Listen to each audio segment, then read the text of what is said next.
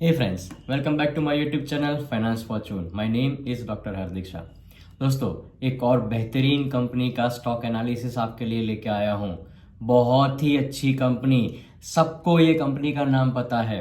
दोस्तों, मैं आज बात करने वाला हूँ BSE, that is Bombay stock exchange के स्टॉक के बारे में। ये स्टॉक का पूरा एनालिसिस मैं आपके साथ शेयर करने वाला हूँ।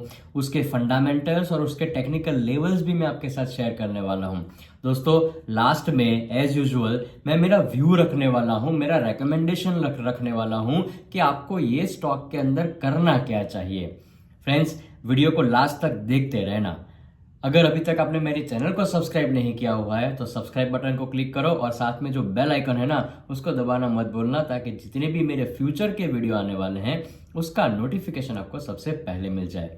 दोस्तों, एक और बात, ये जो मैंने स्टॉक एनालिसिस का जो सीरीज शुरू किया हुआ है वो पूरा स्टॉक एनालिसिस वाला सीरीज मैं यहाँ पर ऊपर आई बटन में रख रहा हूँ।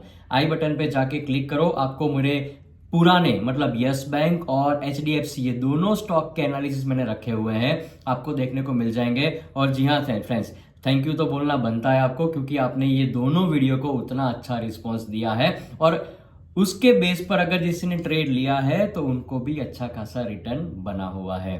चलिए दोस्तों, शुरू करते हैं BSE के स्टॉक का एनालिसिस। फ्रेंड्स, सबसे पहले बात करता हूं करंट मार्केट प्राइस। अभी जो मैं वीडियो रिकॉर्ड कर रहा हूं उस टाइम पर ये स्टॉक की जो करंट मार्केट प्राइस चल रही है वो 2773 रुपीज के आसपास की चल रही है।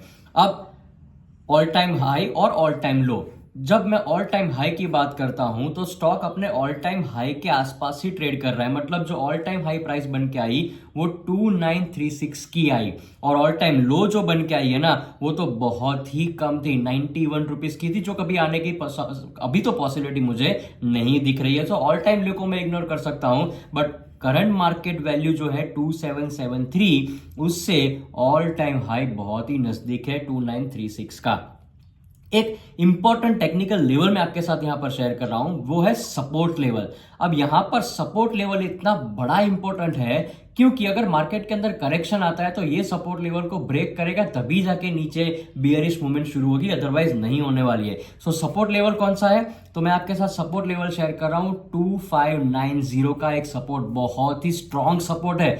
अगर ये ब्रेक करता है तो ही ऊपर तो ही नीचे जाने के चांसेस है, बाकी कोई चांसेस नहीं है। तो मैंने आपके साथ current market price, all time high, all time low और जो एग्जैक्ट सपोर्ट लेवल है ना वो मैंने डिफाइन कर दिया। अब कुछ फंडामेंटल बात करते हैं। फंडामेंटल के अंदर सबसे पहले बात करते हैं PE ratio, price earning ratio के बारे में। सो कंपनी का जो प्राइस अर्निंग रेशियो है वो 50.87, और अगर मैं पूरे सेक्टर का देखूं, सेक्टर मतलब ये जो BSE है ना, बॉम्बे स्टॉक एक्सचेंज, ये जो सेक्टर के अंदर आता है उसका नाम है स्टॉक ब्रोकिंग सेक्टर, राइट। सो ये ब्रोकिंग सेक्टर वाली कंपनी है।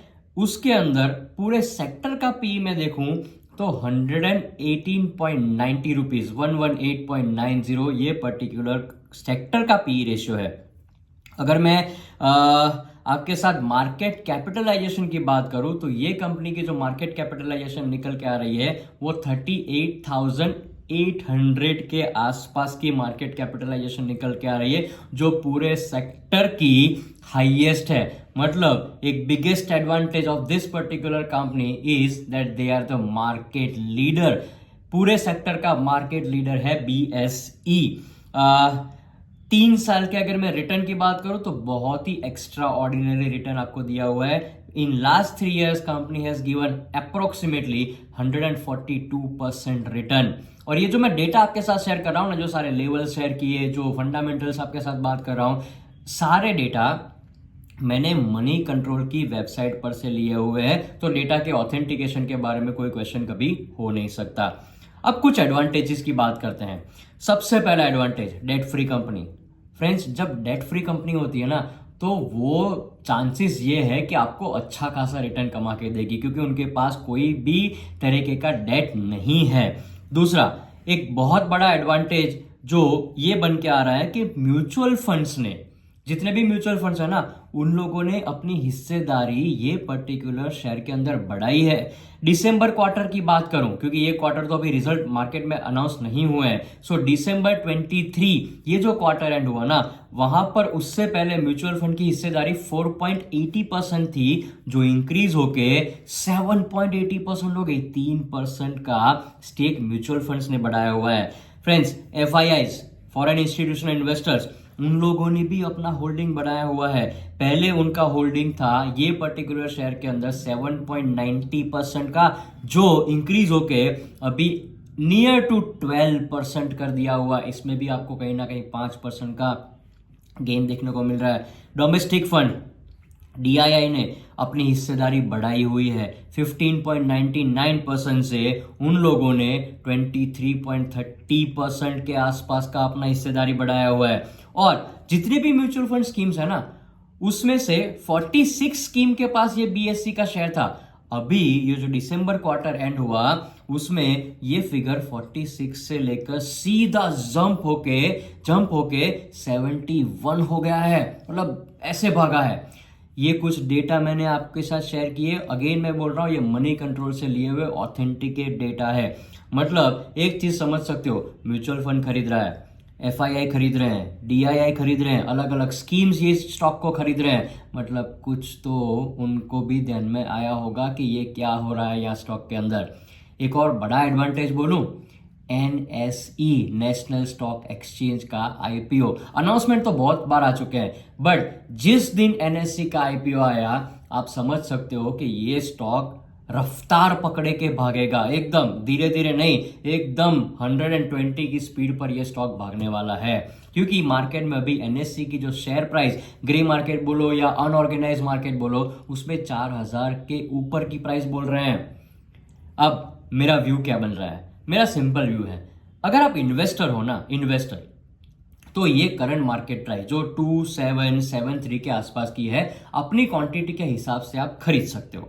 अगर आप इन्वेस्टर हो, क्यों इन्वेस्टर हो तो खरीद सकते हो? क्योंकि लॉन्ग टर्म के लिए होल्ड करने में आप लोगों को कोई प्रॉब्लम नहीं होगा। और अगर बाय चांस अगर यहां से करेक्शन होके थोड़ा नीचे आता है, तो सिंपल स्ट्रेटेजी आपके लिए यही है कि बाय ऑन डिप्स करो।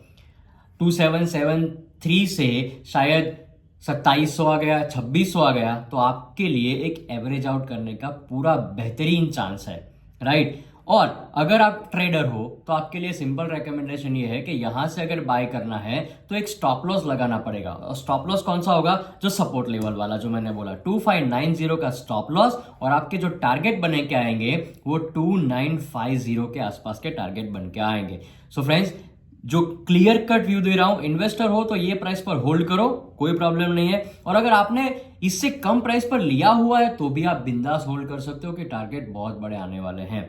फ्रेंड्स, ये वीडियो अपने फैमिली मेंबर्स और फ्रेंड्स के साथ शेयर कर देना। जितने भी लोग ये वीडियो को देखेंगे उतना बेनिफिट सबको होने वाला है। Friends, thank you for watching my video. Thank you so much friends.